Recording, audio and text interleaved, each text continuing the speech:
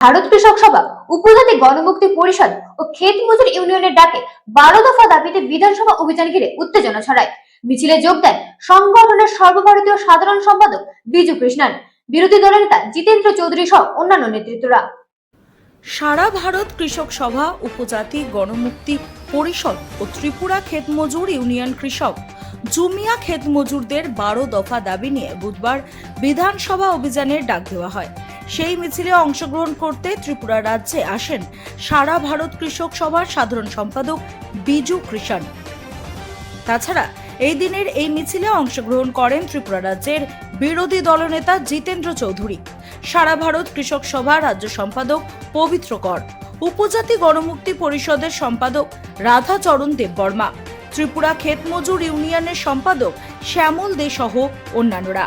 এদিন মিছিলের শুরুতেই রবীন্দ্র ভবনের সামনে পুলিশ তাদের আটকে দেওয়ার চেষ্টা করে। পুলিশি ব্যারিকেড ভেঙে তারা বিধানসভা ভবনের দিকে এগিয়ে যায়। পরবর্তীতে রাজবাড়ী উত্তর গেটে তাদেরকে আটকে দেয় পুলিশ। এই মিছিল ও বিধানসভা অভিযান থেকে তারা দাবি তোলেন সমস্ত গ্রাম সেবক কেন্দ্রে কৃষক জমিদারদের জন্য পর্যাপ্ত পরিমাণে সার, বীজ, কীটনাশকের ব্যবস্থা করতে হবে। সমস্ত ধরনের জলসেচ প্রকল্পগুলিকে পুরো কৃষি মরশুমে সচল রাখতে হবে। এমজিএন রেগা আইন বাতিল করা চলবে না। 200 দিনের রেগার কাজ ও 600 টাকা দৈনিক রেগার মজুরি বাধ্যতামূলক করতে হবে। 125তম সংবিধান সংশোধন করে এডিসিকে অধিক ক্ষমতা ও অর্থ প্রদান করতে হবে। অবিলম্বে ভিলেজ কমিটির নির্বাচন করতে হবে। প্রত্যেক কৃষকের কাছ থেকে ন্যূনতম সহায়ক মূল্যে C2 প্লাস 50% ফর্মুলা অনুযায়ী ধান কিনতে হবে। প্রত্যেক ব্লকে ধান ক্রয় কেন্দ্র স্থাপন করতে হবে। দুষ্কৃতীদের দ্বারা যে সকল জমির ফসল নষ্ট হয়েছে, পুকুরে বীজ দিয়ে মাছ চাষিদের মাছ নষ্ট করা হয়েছে, ক্ষতিগ্রস্ত সবাইকে ক্ষতিপূরণ দিতে হবে। একই সাথে রাজ্যের কৃষি অর্থমন্ত্রীর ক্ষতি সাধনকারী দুষ্কৃতীদের কঠোর শাস্তি প্রদান করতে হবে। কৃষিকাজের জন্য সহজ শর্তে ও কম সুদে ঋণের ব্যবস্থা করতে হবে। কৃষক, জুমিয়া ও ক্ষেত মজুরদের সমস্ত কৃষি ঋণ মুকুব করতে হবে। বন্য পশুর আক্রমণ থেকে মানুষ ও ফসল রক্ষা করতে বন দপ্তরকে উদ্যোগ নিতে হবে।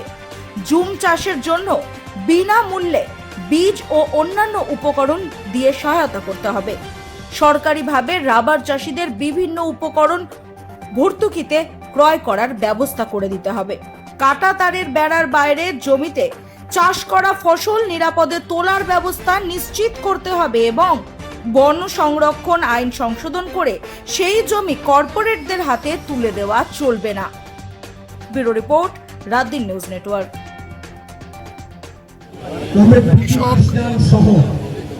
সেখানে আমাদের জুমিয়া এবং ক্ষেত মজুর তাদের জীবন রক্ষা করার জন্য তাদের জীবনের ত্রিপুরা বিধানসভার বাজেট অধিবেশন চলছে। এর জন্য আমরা আজকে বিধানসভা অভিযান সংগঠিত করেছি। এই 12 দফা দাবি আমরা মুখ্যমন্ত্রীর কাছে দিতে চাই। আমাদের কেন্দ্রীয় কমিটির সাধারণ সম্পাদক বিজু কৃষ্ণন তিনি এসেছেন। বিধানসভার বিরোধী দলনেতা জিতেন চৌধুরী আমাদের সঙ্গে এসে যোগদান করবেন। আমরা 3টা সংগঠনের নেতৃবৃন্দরা সারা রাজ্য থেকে এই প্রখর রৌদ্র উপেক্ষা করে এসছে। তাই আমরা এই দাবিতেই যাচ্ছি। जनवाद का एक स्थिति में आम जनता को उनका मांगों को लेकर सरकार के सामने शांतिपूर्वक तरीके से जो आ रहे हैं उसको यहाँ पे पुलिस को रख के दमन करने का बात ये त्रिपुरा का सरकार किया है। बीजेपी सरकार ये नहीं चाहती है कि आम जनता उनके मांगों को लेके सड़कों पर उतरे। तो अगर वो ये नहीं चाहते तो हमारे मांग को पूरा करो। 2018 में जिस तरीके से मांग अलग अलग वादे किए थे वो एक भी वादा पूरा नहीं हुआ। ये बोले थे कि 7th पे कमीशन लागू होगा, नहीं पूरा हुआ। ये बोला कि हमारे नौजवानों को हर साल 50,000 1 लाख रोजगार का अवसर देगा, नहीं दिया। किसानों का आमदनी दुगना करने का बात था, किसान का आमदनी दुगना क्या, उनका दुख दर्द दुगना हुआ है। किसान आत्महत्या कर रहे हैं, ये स्थिति है। किसानों का फसलों को सही दाम नहीं है, आदिवासियों को जो सब हमारे वामफ्रंट का सरकार जो सब मदद करती थी उन सबको खत्म किया है। पलायन बड़े पैमाने में त्रिपुरा से अन्य राज्यों को, केरल में काफी लोग यहाँ के युवा आके काम करते। अगर यहाँ रोजगार होता क्यों ये होगा? यहाँ सार नहीं मिला, यहाँ कीटनाशक नहीं मिल रहा, फसलों को सही दाम नहीं, धान खरीद नहीं हो रहा है। तो ये सब लेके किससे बोलेंगे? जनवाद में ये जो डेमोक्रेसी है इसमें सरकार से ही बात रखेंगे, पर इस तरीके से, जिस तरीके से पुलिस यहाँ पूरा रफ हैंडल किया है, हमारे जो पवित्रकार हमारा राज्य सचिव है उनको, हमको रोकने के लिए ये बहुत ही, हम इसका खंडन करते हैं। সন্দেশখালী নিয়ে বড়